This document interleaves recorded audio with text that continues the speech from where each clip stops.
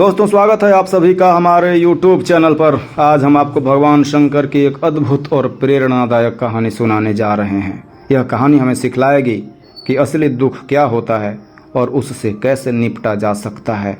कहानी शुरू करने से पहले अगर आपने अभी तक हमारे चैनल को सब्सक्राइब नहीं किया है तो कृपया तुरंत सब्सक्राइब करें और पास वाले बेल आइकन को दबाएं ताकि हमारे नए वीडियो की सूचना सबसे पहले आप तक पहुंचे। तो चलिए अब हम इस पवित्र कथा की शुरुआत करते हैं। हम सबने यह सुना है कि सुख और दुख एक ही सिक्के के दो पहलू हैं, लेकिन क्या हमने कभी गहराई से यह सोचा है कि असली दुख क्या होता है? यह कहानी हमें सिखाएगी कि हमारे जीवन में जो समस्याएं हमें परेशान करती हैं वे वास्तविक दुख नहीं होती।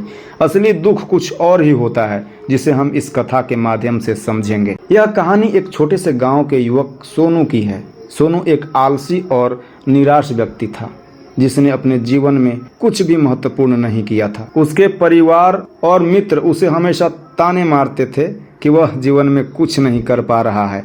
धीरे धीरे वह अपने ही लोगों से दूर होता चला गया और खुद को बहुत अकेला महसूस करने लगा। एक दिन वह घर से निकलकर यूं ही इधर उधर भटक रहा था, तभी उसकी नज़र एक बौद्ध भिक्षु पर पड़ी जो लोगों को दुख के बारे में प्रवचन दे रहे थे। सोनू ने छुपकर उनकी बातें सुनी। भिक्षु कह रहे थे कि दुख ही असली गुरु है जो हमें जीवन का सच्चा अर्थ समझाता है। सोनू को यह बातें समझ नहीं आई, इसलिए उसने भिक्षु से मिलने का फैसला किया। उसने भिक्षु से पूछा, महात्मा, आपने कहा कि दुख हमें सिखाता है, लेकिन मेरे दुख ने मुझे कुछ नहीं सिखाया। क्या मेरे दुखों का कोई समाधान है? भिक्षु ने मुस्कुराते हुए कहा, जब तुम्हारे जीवन में असली दुख आएगा तब तुम मेरे पास आना, मैं तुम्हें इसका समाधान बताऊंगा। यह सुनकर सोनू आश्चर्यचकित हो गया। वह सोचने लगा कि क्या उसने जो अब तक सहा है वह असली दुख नहीं था। सोनू ने अपने परिवार के तानों से तंग आकर एक दिन तय किया कि वह कुछ करके दिखाएगा। उसने अपने पिता से कुछ धन लिया और एक छोटा व्यापार शुरू किया। उसे शुरू में सफलता नहीं मिली, लेकिन उसने हार नहीं मानी। 3 साल की मेहनत के बाद वह एक सफल व्यापारी बन गया। अब उसके पास धन दौलत, गाड़ियां और सभी सुख सुविधाएं थी, लेकिन इस सफलता के बावजूद सोनू संतुष्ट नहीं था। उसके मित्रों ने उसे व्यापार को और बड़ा करने की सलाह दी। सोनू ने बिना सोचे समझे उनके कहने पर कदम उठाया और अनुचित तरीकों से अपना व्यापार बढ़ाने लगा। उसने अपने माल की गुणवत्ता को गिरा दिया, जिससे उसकी प्रतिष्ठा गिरने लगी। सोनू का व्यापार तेजी से बढ़ा, लेकिन उसकी गुणवत्ता में गिरावट के कारण धीरे धीरे उसे नुकसान होने लगा। उसके मित्र जो उसके साथ थे उन्होंने भी उसे छोड़ दिया। सोनू को एहसास हुआ कि उसने गलत निर्णय लिए हैं। उसकी सारी संपत्ति नीलाम हो गई और वह सड़क पर आ गया। सोनू को भिक्षु की वह बात याद आई कि असली दुख आने पर ही समाधान मिलेगा। वह फिर से भिक्षु के पास गया और उन्हें अपनी सारी स्थिति बताई, लेकिन भिक्षु ने फिर से कहा, जब असली दुख आएगा तब तुम मेरे पास आना। यह सुनकर सोनू और भी उलझन में पड़ गया। समय बीतता गया और एक दिन सोनू के माता पिता की मृत्यु हो गई। यह घटना उसके लिए असली दुख का सामना था।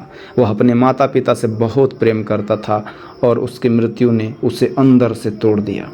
उसने फिर से भिक्षु के पास जाकर कहा, गुरुदेव, अब मेरे जीवन में असली दुख आ गया है। मैं बहुत अकेला महसूस कर रहा हूँ। भिक्षु ने सोनू को समझाया, यह जीवन और मृत्यु का चक्र है। यह जीवन का नियम है कि जो जन्मा है उसे एक दिन मरना है, लेकिन असली दुख वह नहीं है जो तुम समझ रहे हो। असली दुख तब होगा जब हमें अपने जीवन का उद्देश्य नहीं पता होता, जब हम यह नहीं जानते कि हम कौन हैं और हम यहाँ क्यों हैं। सोनू ने भिक्षु की यह बातें सुनी और वह समझ गया कि असली दुख वह नहीं था जो वह अब तक समझ रहा था। उसे यह समझ में आ गया कि असली दुख तब होता है जब हमें अपने जीवन का सही मार्ग और उद्देश्य नहीं मिलता। हमें अपनी आत्मा की खोज करनी चाहिए, तभी हम अपने दुखों का सही समाधान पा सकते हैं। इस कहानी से हमें यह सीखने को मिलता है कि असली दुख क्या है और उसे कैसे दूर किया जा सकता है। असली दुख वह होता है जब हम अपने जीवन का उद्देश्य और अर्थ नहीं समझ पाते। हमें अपनी आत्मा की खोज करनी चाहिए और अपने जीवन के असली उद्देश्य को जानना चाहिए, तभी हम अपने दुखों का सही समाधान कर सकते हैं। दोस्तों, अगर आपको यह कहानी पसंद आई हो तो कृपया इस वीडियो को लाइक करें, अपने दोस्तों के साथ शेयर करें और हमारे चैनल को सब्सक्राइब करना न भूलें। कमेंट बॉक्स में हर हर महादेव लिखकर भगवान शिव के प्रति अपनी श्रद्धा व्यक्त करें। धन्यवाद। हर हर महादेव।